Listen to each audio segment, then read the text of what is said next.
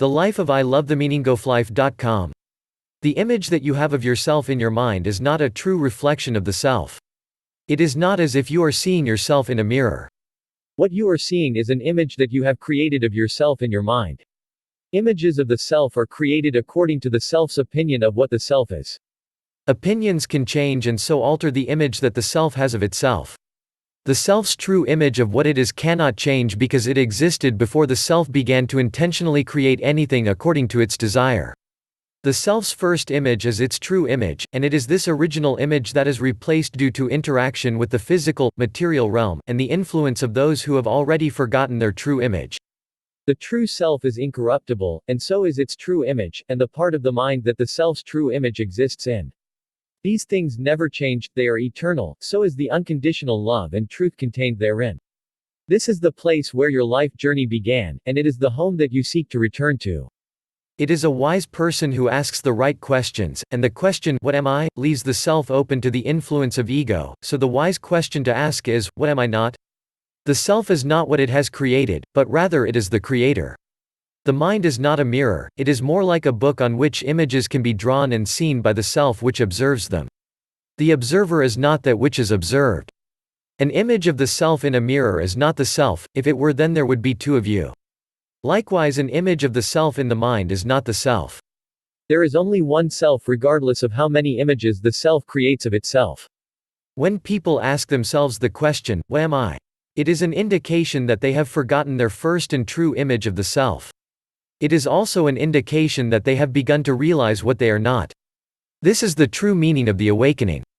It is the beginning of the search for knowledge of the true self. It is a search for the self's first image of itself before that image was left behind and forgotten.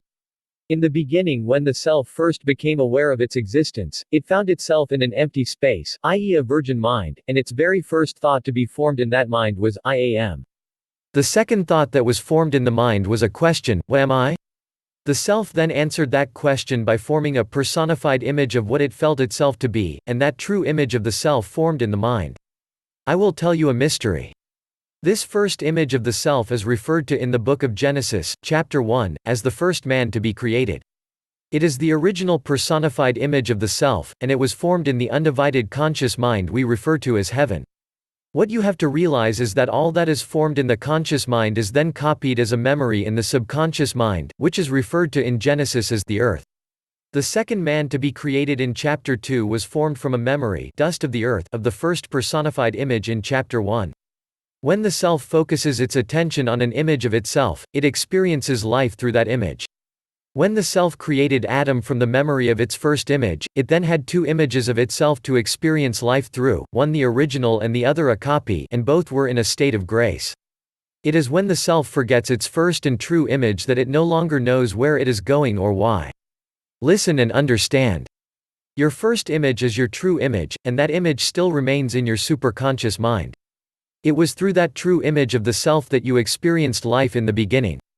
It was a life of bliss and peace, a life in which you experienced the fulfillment of divine love, the love of the truth, and love for the self.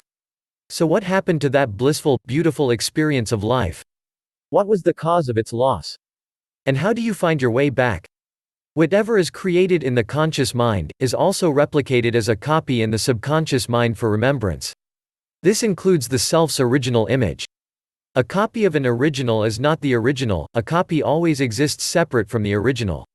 Therefore, when the self created a copy of the original image of itself, it then had two images from which to experience life through.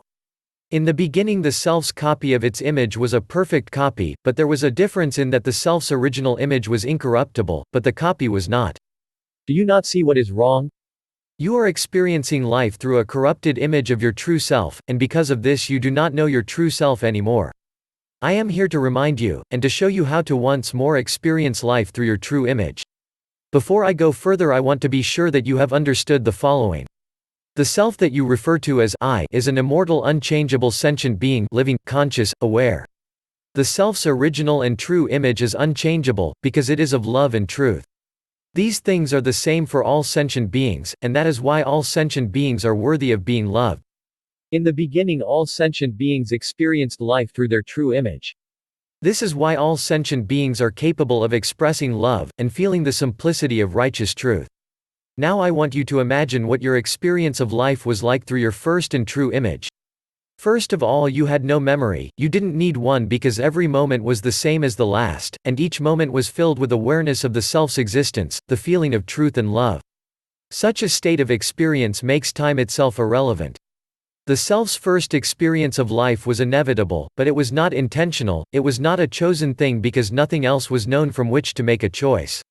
There was nothing to arouse desire, and so the self simply existed in a state of blissful peace. To be aware is to know, and to know is to possess knowledge. Awareness and knowledge are inseparable, they are one and the same thing. There is the self that you refer to as I, and there is what the self is aware of. The self cannot change or be changed, but what it feels can be changed. Awareness is feeling, and feeling is knowing.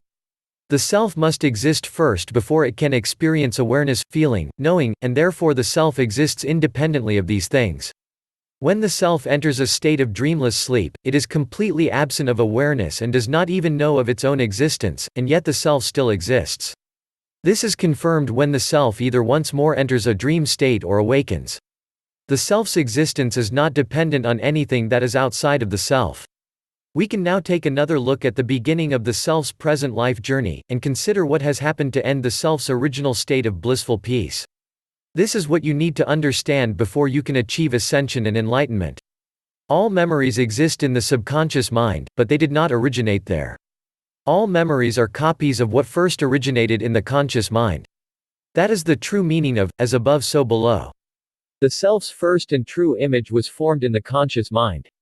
It was this image that was copied into the subconscious mind. In the beginning it was a perfect copy.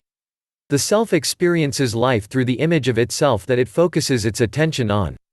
The self's original image is incorruptible, but the copy of the self's image that exists in the subconscious is changeable and therefore is subject to corruption. What the self experiences depends upon where its focus of attention is. When the self experiences life in the material realm through the physical senses, it is led to believe in the illusion that it is the physical body. It is because of this that the self forgets its true image, and so the self begins experiencing life through a copy of the self's true image that has become corrupted. Of all the attachments that the self can make, the strongest is the attachment to the self's false image and is the most difficult to break. This is because it requires a sacrifice of the self's ego.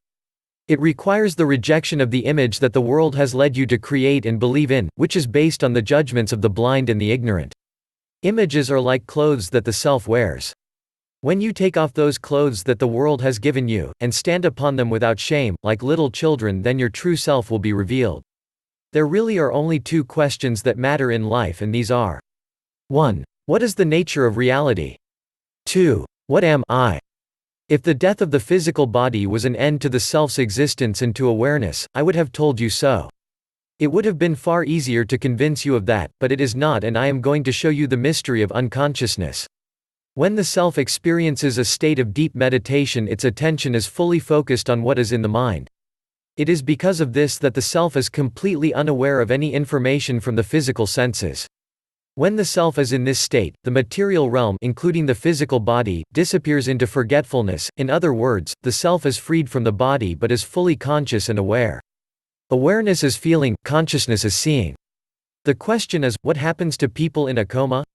Or people rendered unconscious by a general anesthetic? In both states there is a complete absence of information from the physical body's senses. But the self does not cease to exist, and neither does its awareness. Incidentally, the last time that I was rendered unconscious by a general anesthetic, I did dream. When there is an absence of information from the physical senses, the self is left with two choices. Maintain focus of attention on the location where information from the physical senses is usually received, and wait in the stillness for renewed reception. This is like looking into a silent dark space with nothing to affect emotion. How long the self remains in this state is dependent on the strength of its attachment to the material realm. If the self stays in this state for too long, the physical body will deteriorate through lack of use. Subconscious memories may also be more difficult to retrieve due to long periods of non-interaction with the subconscious mind. Engage with the subconscious mind to retrieve information that is then experienced in the conscious mind in the form of dreams. When people awaken from a state of unconsciousness, including dreamless sleep, it is to them as if time itself did not exist. It is as if they went to sleep 1 minute and awoke the next. This is because the perception of time is dependent on the observation of change, and when no change is observed, time becomes unknown. The last memory to be remembered on awakening was going to sleep, and there is no distance between the now and a retrieved memory. Life is not short, it only seems that way because a retrieved memory exists in the now. When you come to know your true self, through the remembrance of your fixed image, you will have become like a child once more, and you will know the place of life. It is then that you will say, I am that I am. We are all the same, regardless of our actions and what we believe. We are all precious in the eyes of love and truth. The self may wander far from these things, but eventually all will find their way home.